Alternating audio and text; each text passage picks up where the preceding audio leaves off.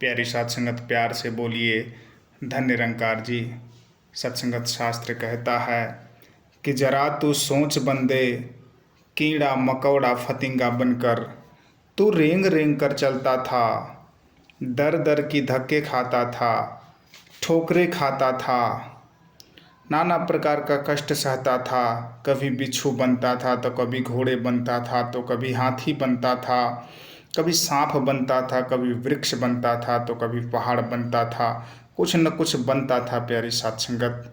लेकिन तेरे ऊपर मालिक ने अनुग्रह करके, कृपा करके, बख्शिश करके, मेहर करके तुम्हें जो ये मानव का झोला दिया, इसका क्या मकसद है?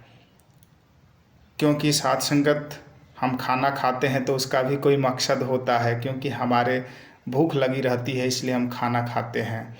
जानवर पालते हैं तो उसका हमारा कोई मकसद होता है, उसे दूध हमें प्राप्त करना है, मक्खन हमें प्राप्त करना है, घी हमें प्राप्त करना है, माठा हमें प्राप्त करना है। तो सत्संगत, परमात्मा ने ये मानव का जो चोला दिया, इसका क्या मकसद है? इसी को बताते हुए गोस्वामी तुलसीदास जी बड़े सुंदर मानस में चौपाई लिखे कि बड़े भाग्य मानुष तन पावा,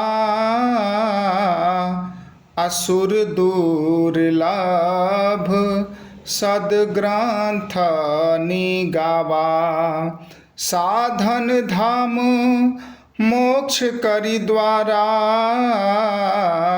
अपाई जेहि परलोक सवारा। प्यारी साध संगत, बड़े भाग्य मनुष्य तन पावा।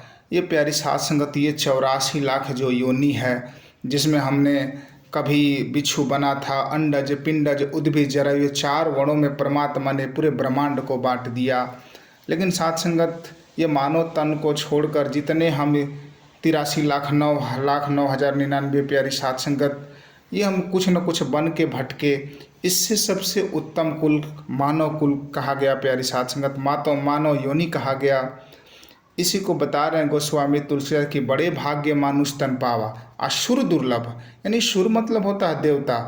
प्यारी साध संगत, जिस देवी देवता की हम पूजा करते हैं, अर्चना करते हैं, भक्ति करते हैं, इबादत करते हैं, पाठ करते हैं, हवन करते हैं, प्यारी साध संगत, वो भी यानी कि दुर्लभ। दुर्लभ का मतलब ये भी प्राप्त नहीं किया जा सकता, वो लोग भी तरसते हैं। बड़े भाग्य मानुष तन पावा, असुर दुर्लभ सदग्रंथ निगावा। सारे वेद, सारे ग्रंथ, सारे पुराण, सारे उपनिषद, सारे कठोपनिषद प्यारी साध संगत एक ही बात बताते हैं कि बड़े भाग्य से मनुष्य का तन प्राप्त होता है, असाधन धाम मोक्ष करी द्वारा।